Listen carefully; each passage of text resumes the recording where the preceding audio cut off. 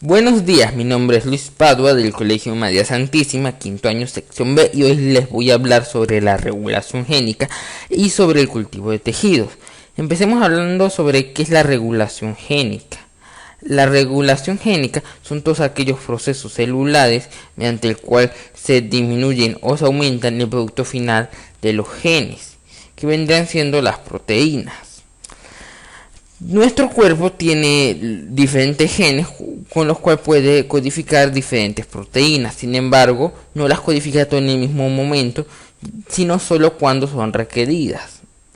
Para entender esto de una manera más sencilla, supongamos que cada organismo vivo o cada cuerpo es una casa. Cuando nosotros estamos en un cuarto determinado, necesitamos que la luz de ese cuarto esté prendida para poder ver, pero mientras que estemos en ese cuarto necesitamos que las luces de las demás habitaciones estén apagadas, ya que si no el consumo de energía sería demasiado alto y sería innecesario. Lo mismo pasa con nuestro cuerpo y el de todos los seres vivos. Hay que evitar gastar energía de manera innecesaria. Por eso estos procesos genéticos son regulados de diversas formas. El segundo punto vendría siendo cómo se lleva a cabo la regulación génica en bacterias. La regulación génica en bacterias se lleva a cabo mediante un proceso que se le suele conocer generalmente como operón. Y lo voy a explicar de una manera más o menos sencilla. Tenemos que cada bacteria tiene un código genético. A una sección de ese código genético le vamos a llamar secuencia genética. En esa secuencia genética tenemos diferentes genes. Los genes estructurales, los del promotor, el operador y el regulador. Aparte también tenemos ARN polimerasa y diferentes tipos de proteínas, como entre las cuales está la proteína represora, y que son importantes para este proceso. Aquí podemos ver que tenemos una secuencia genética más larga, más grande, que vamos a denominar secuencia genética principal por el hecho de ser más grande. Y aquí tenemos una secuencia genética más pequeña. ¿Por qué sucede esto? Bueno, esto sucede a que estos genes se ubican en estas secuencias. Tanto los genes estructurales como el promotor y el operador se encuentran pegados unos a otros. Sin embargo, el gen regulador normalmente se encuentra separado, por eso lo vemos aquí. ¿Y cómo ocurre este proceso? Bueno, en el gen principal tenemos ciertas divisiones en varias partes. Y en estas partes tenemos a los genes estructurales, que normalmente se encuentran al final y son los encargados de crear las proteínas necesarias, ya que ellos son los que tienen la información genética. El promotor, el operador no tienen la información genética para crear las proteínas, lo tienen son los estructurales.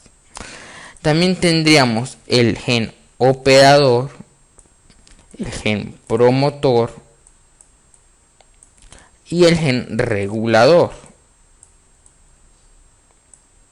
Ahora, ¿cómo se lleva a cabo este proceso? Muy sencillo.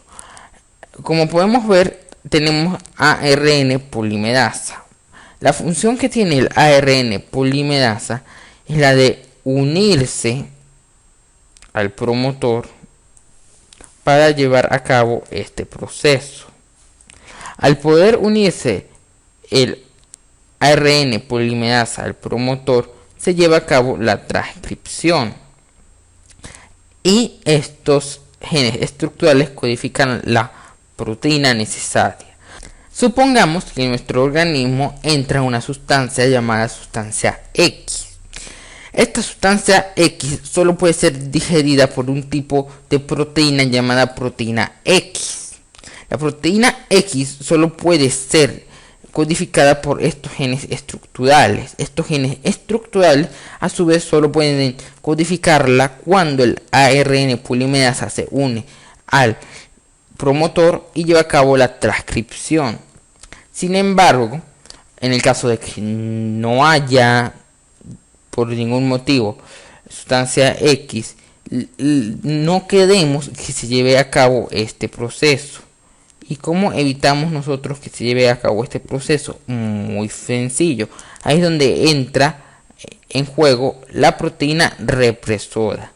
La proteína represora es una proteína que se une al operador para así estorbar, en términos simples, pero más que todo sería, sí, en términos simples, estorbar, pero diciendo de una manera más elegante, podemos decir que se interpone entre el ARN polimerasa y los genes estructurales. Vendría siendo como una especie de barricada genética que impide que se lleve a cabo el proceso. Aparte de esto, también tenemos el gen regulador, que es el encargado de producir la proteína represora, y que esta proteína represora tiene una característica muy importante, y es que la proteína represora, cuando esté unida al gen operador, solo puede estar unida al gen operador, no puede unirse a más de un gen. Por eso cuando la sustancia X entra, es como un inductor. La sustancia X, parte de la sustancia X se une a la proteína represora, haciendo que ésta se separe del operador y permitiendo que el ARN polimerasa lleve a cabo la transcripción.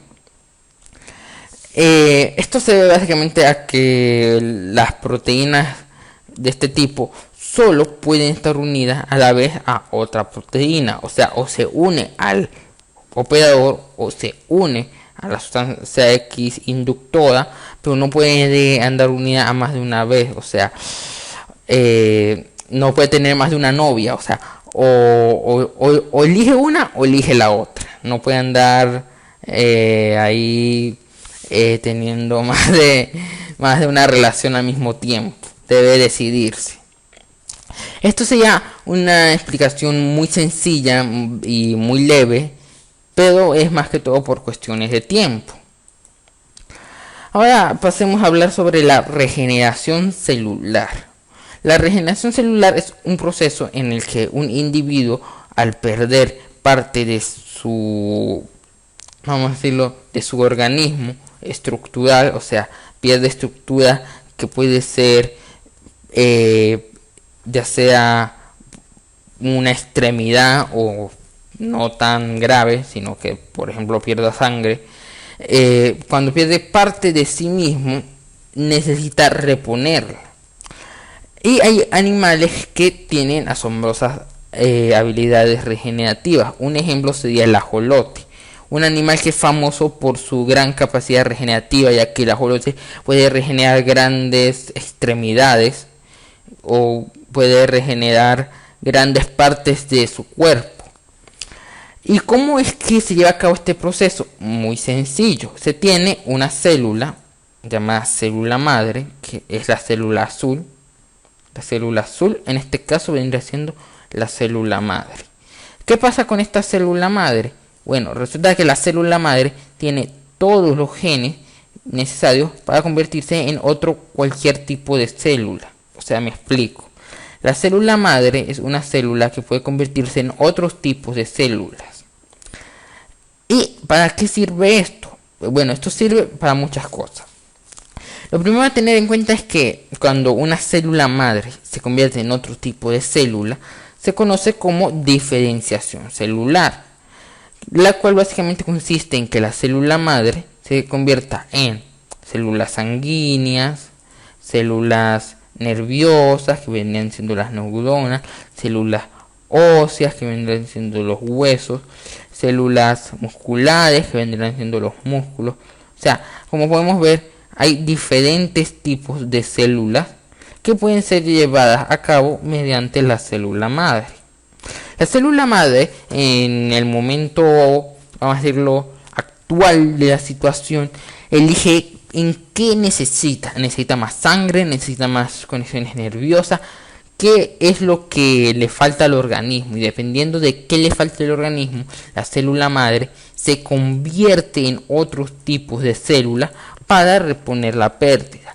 Y el siguiente punto sería diferencia o semejanza entre la regeneración y la diferenciación celular.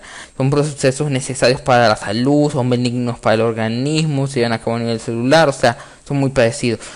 Aunque claro, hay un par de diferencias, como que la regeneración aumenta el número de células, codificando más células madres, y la diferenciación no aumenta el número de células, ya que solo agarra esas células madres y las transforma.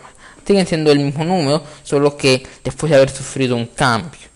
Además, la diferenciación es mucho más individual que la regeneración, en el sentido de que una vez una célula madre se convierte en sanguínea, no puede ni pasar de sanguínea a ósea, ni de sanguínea de nuevo a madre, o sea, se queda así, no hay ni manera de deshacer ni de rehacer ese proceso.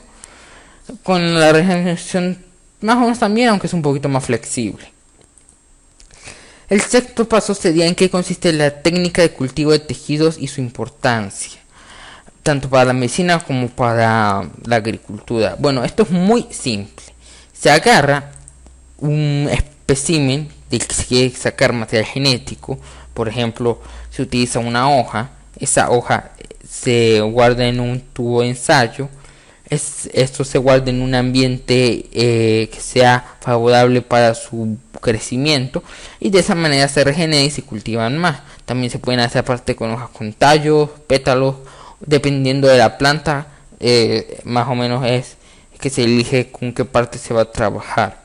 Y su importancia tanto para la medicina en caso de células animales como en caso de células vegetales, o sea, tanto para eucariotas como para procariotas, sería el desarrollo de los trabajos de organogénesis, el desarrollo de la embriogénesis.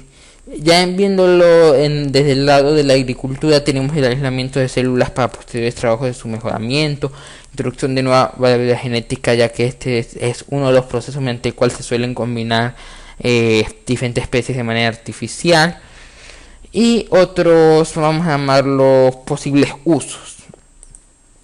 Como último, pero no menos importante, tengo un mapa mental sistemático en donde vemos los pasos que se utilizan para el cultivo de los tejidos. El primer paso sería la elección. Se elige vamos a llamarlo, sujeto de prueba del cual se va a sacar el material genético. El segundo paso es y no es el segundo paso. El segundo paso es un paso que se repite después de casi cualquier acción hecha por el investigador, ya que es algo continuo en todo el proceso, y es la desinfección.